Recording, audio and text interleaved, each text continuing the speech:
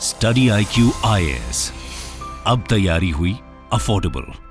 नमस्कार दोस्तों चंद्रयान 3 की सफलता के बाद आगे क्या, मतलब कि चंद्रयान 3 के बाद क्या हम चंद्रयान 4 देखेंगे, चंद्रयान 5 देखेंगे?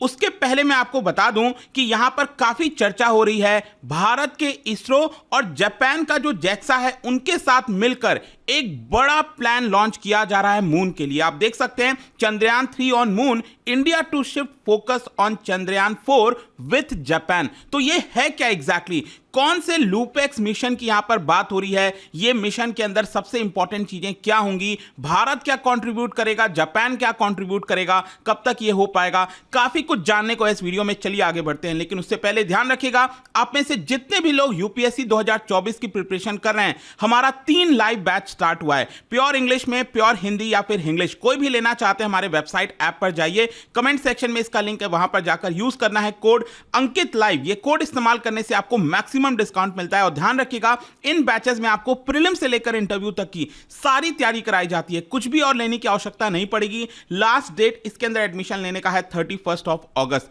और इसके अलावा अगर आप एमसीक्यूज अटेम्प्ट करना चाहते हैं तो मेरे इंस्टा पेज पर जा सकते हैं, वहां पर स्टोरीज में जितने भी एमसीक्यूज हैं वो आप अटेम्प्ट कर पाएंगे। तो चलिए शुरुआत करते हैं और सबसे पहले ये देखते हैं कि एग्जैक्टली हुआ क्या है। देखिए चंद्रयान 3 की जो सफलता हमें मिली है, ऑलरेडी आपको पता होगा कि जो लैंडर है, विक्रम लैंडर, एकदम प्रिसाइज लोकेशन, जैसा हमने सोचा था, जिस तरीके से सोचा था वैसा ही वो लैंड किया वहां पर। और उसके बाद कल मैंने वीडियो भी बनाया था कि उसके अंदर से जो प्रज्ञान रोवर है वो भी एग्जिट कर चुका है। उसका पहला जो तस्वीर है लैंडर के द्वारा वो भी रिलीज कर दिया गया है, वो मैंने वीडियो कल डाल दिया था। तो ये जो सफलता मिली है उसके बाद जो है अब यहां पर जो अगला लूनर एक्सप्लोरेशन प्रोग्राम है वो बेसिकली आप कह सकते हो कि इसरो, भारत का जो इसरो है और साथ ही साथ यहां पर जापान का जो जैक्सा है, उन दोनों के द्वारा मिलकर अब फाइनल किया जाएगा। क्योंकि काफी हद तक ये निर्भर कर रहा था कि क्या चंद्रयान 3 सफल होगा कि नहीं। अब क्योंकि फाइनली ये सफल हो गया है तो आप एक तरह से ऑलमोस्ट कह सकते हैं कि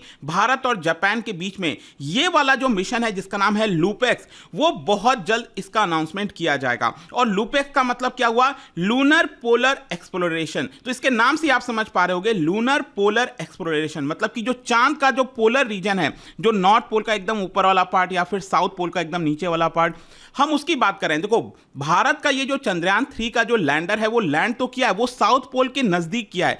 ऐसा नहीं है कि एकदम साउथ पोल के एकदम जो 90 डिग्री होता है उधर, लेकिन ये जो प्रोग्राम है, ये जो मिशन है लूपेक्स मिशन, ये कहीं ना कहीं एकदम जो पोल रीजन है, जहां पर शेडेड रीजन जिसको हम कहते हैं, जहां पर परमानेंटली अंधेरा होता है, सूरज की रोशनी पहुंचती नहीं है, वहां पर ये मिशन लॉन्च होगा। आई होप कि आप समझ पा रहे होंगे कि कितना बड़ा ये मिशन होने वाला है। इनफैक्ट आप देख सकते हैं जो चंद्रयान 1 के जो मिशन डायरेक्टर थे अनुदुरई जी, उनके द्वारा यह बोला गया है कि ऑब्वियस सी बात है कि चंद्रयान 3 मिशन कंप्लीट होने के बाद ऐसा नहीं है कि हम रुकने वाले हैं। चंद्रयान 3 के बाद अभी बहुत सारे प्लानिंग होनी है। चंद्रयान 4 आएगा, चंद्रयान 5 आएगा, हर एक मिशन का अलग अलग मकसद होगा। जैसे कि उनके द्वारा यह बताया गया कि मान लो अगर चंद्रयान 2 एकदम पूरी तरह से सक्सेसफुल हो जाता, अगर मान लो 2019 में ही अगर हम अपना लैंडर उतारने में कामयाब हो जाते, उसमें से रोवर हम अपना निकाल सकते थे, अगर यह चीज हो जाती तो Chandrayaan 3 basically sample return mission होता।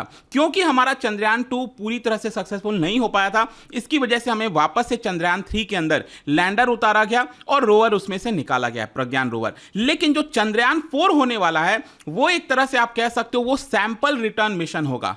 इसका मतलब यह है कि अगली बार जो चंद्रयान 4 मिशन होगा, अभी तो क्या है, आपने देखा चंद्रयान 3 यहां पर लैंड हुआ है, ठीक है। अब चंद्रयान 4 में हम मून पर जाएंगे और अपना जो लैंडर है उसको वापस धरती पर लाएंगे। जी हां, ऐसा कुछ कराया जाएगा। अब देखो क्या होता है, सैंपल रिटर्न मिशन का मतलब यह हुआ कि चांद के ऊपर पर लैंड किया और वहां से जो सैंपल हैं, जो रॉक के सैंपल हैं, उसको वापस धरती पर ले जाया जाए। वो हो सकता है चंद्रयान 4 में आपको देखने को मिले। और मैं आपको बता दूं, अभी रिसेंटली 2020 में चाइना ने चैंगी 5 के माध्यम से सैंपल रिटर्न मिशन को सक्सेसफुली कंडक्ट किया था। यह चाइना ने ऑलरेडी कर दिया है। तो कहीं ना कहीं भारत को भी इसकी तरफ और ज्यादा तेजी से आगे बढ़ने की जरूरत है और वो जल्दी आपको अनाउंसमेंट मिलेगा। लेकिन चंद्रयान 4 या हो या चंद्रयान 5 हो, जो भी होगा, उसके जस्ट पहले ये जो जापान के साथ मिशन है वो भी भारत कंडक्ट करेगा और ये मिशन का नाम लूपेक्स। अब ये लूपेक्स है क्या?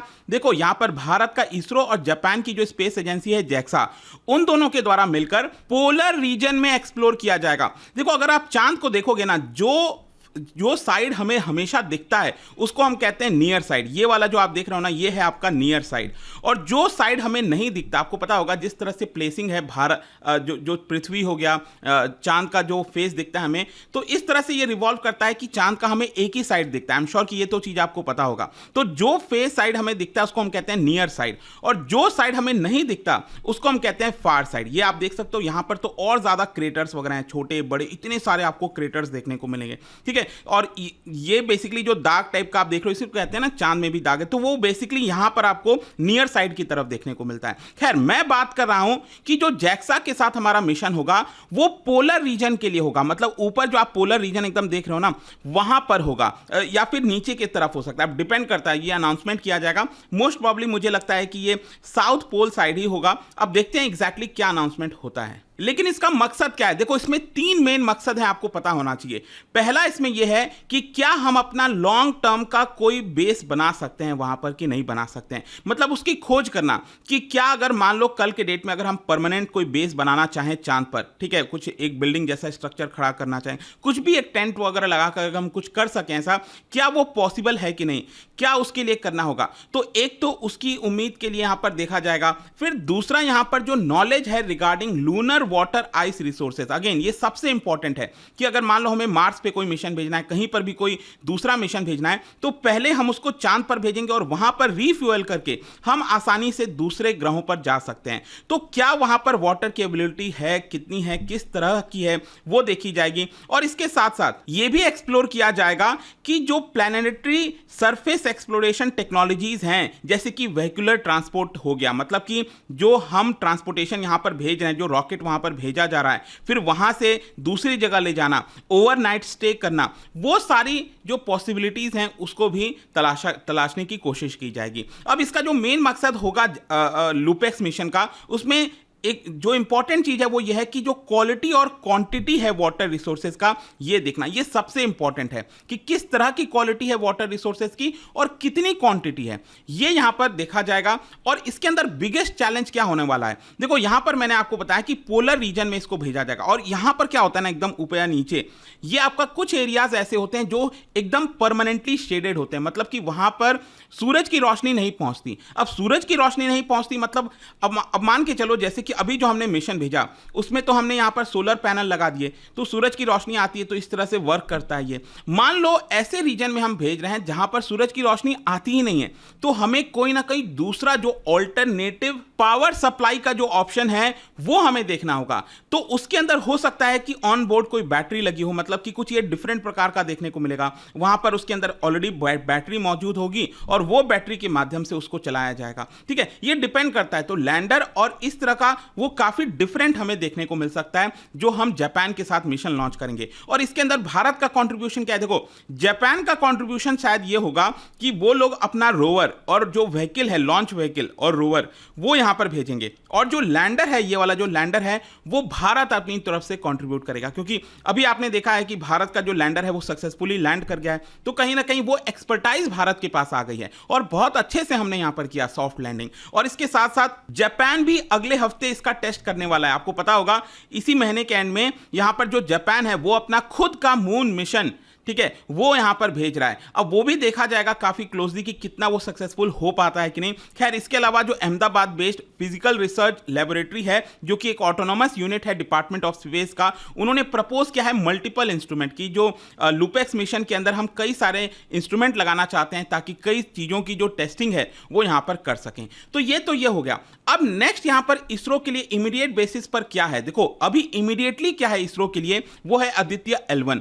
आदित्य L1 ये सन वाला मिशन होगा। आप सबको पता है अभी पीएम मोदी ने चंद्रयान 3 के सक्सेस होने के बाद जो अनाउंसमेंट किया उसमें आदित्य L1 का भी नाम लिया। और ये बेसिकली क्या होगा कि जो L1 पोजीशन है, जो कि आप यहां पर देख सकते हो पृथ्वी और सूरज के बीच में आपको देखने को मिलती है। ये कुछ ऐसे पोजीशन होते हैं L1, L4, L5 कि वहां से आप डायरेक्टली 24/7 सूरज को ऑब्जर्व कर सकते हो। तो इसका मेन मकसद ये होता है कि सूरज के जो अलग अलग फिनोमिना है, जैसे कि सोलर कोरोना हो गया, सोलर एमिशन हो गया, सोलर विंड हो गया, फ्लेयर्स हो गया, कोरोनल मास इजेक्शंस हो गया, उन सबको लगातार ऑब्जर्व करने की कोशिश करेगा, जो हमारा आदित्य L1 मिशन है। फिर इसके अलावा यहां पर एक और मिशन बोला जा रहा है कि वीनस में मिशन भेजा जाएगा भारत के द्वारा, गगनयान मिशन। लेकिन मैं आपको बता दूं, जो अगला सबसे बड़ा मिशन होने वाला है, जो काफी क्लोजली वॉच किया जाएगा, जैसे चंद्रयान 3 हमने पूरा देश यहां पर देख रहा था, उसी तरह से मैं आपको बता दूं, अब भारत नासा के साथ मिलकर, इसरो जो है नासा के साथ कोलैबोरेट कर रहा है